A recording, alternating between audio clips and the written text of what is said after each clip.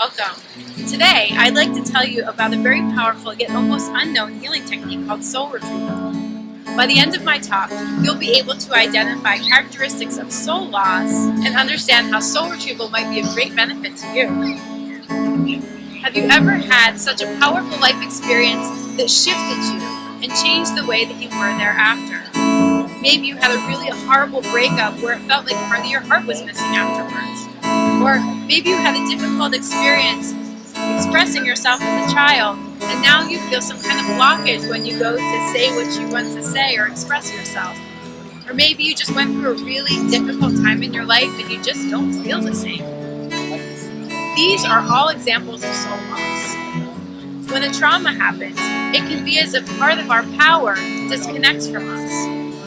In psychology, we call this disassociation. Indigenous people call this soul loss. For hundreds of thousands of years, tribal societies believed that if we went through a traumatic experience, that the part of our soul could disconnect and get stuck. The problem is that after we go through the trauma, we may be missing vital parts of ourselves that we may really want back. So, how do we retrieve these pieces of our power? Indigenous societies all over the world have been healing soul loss with a healing ritual called soul retrieval.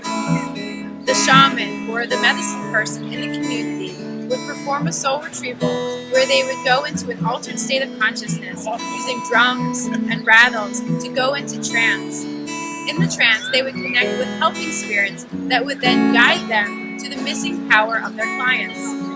The shaman would gather up all of the energy that went missing and flow it into their clients to restore their power.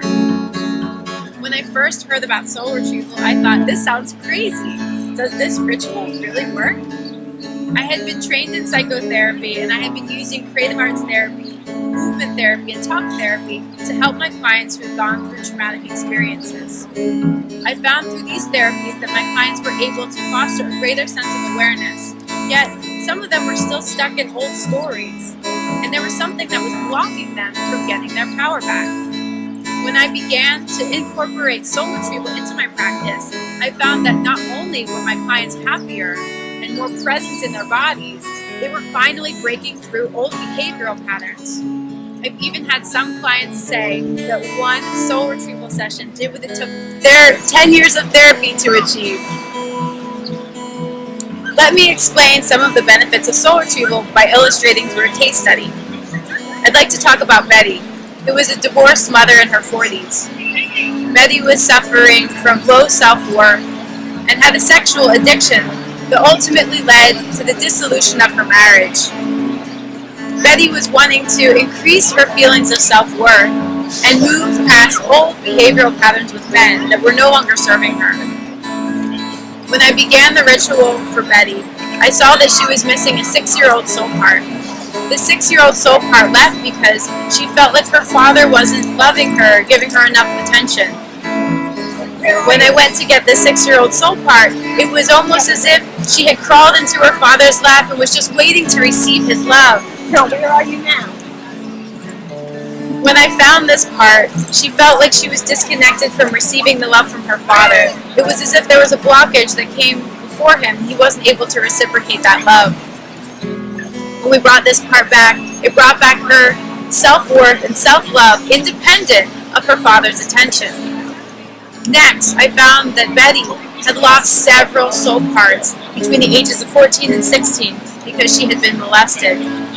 The energy that was brought back from these parts brought back her sexual power and her innocence. Finally, I saw that Betty had a tendency to give little pieces of her heart to men that she had been in relationships with. We pulled back all of this power that she had given away in hopes to receive their love and attention, and brought them back to her so that she could be full of her own energy and feel her own power. Immediately after the soul retrieval, Betty felt a shift in her heart. Over the course of the next week, men that Betty had dated over the past 10 years began to reach out and even apologize for the way that they had treated her. Usually with this type of attention, Betty would give in to their desires and make sexual connections with them. But this time, Betty said something was different. Betty felt this newfound sense of empowerment and self-worth in a way that she had not felt before. When these men contacted her, she stood in her power, and for the first time she said no and did not fall into old negative patterns. Betty no longer identifies herself as a sex addict, and now she only works with relationships that empower her and bring her joy. All of us have lost soul parts over some point in our lives, whether it was something in our childhood, or a difficult relationship, or a difficult time where we just didn't feel the same anymore, like something was blocked or had shifted. Now you know that you can get your power back through an ancient method called soul retrieval. So, my challenge to you is to think about a place in your life where you feel blocked, like you feel some part of you is missing. And then imagine how amazing life could be if you had your power, your energy, and your vitality back. Now you know that you can. So, what's blocking you from being fully happy in your power?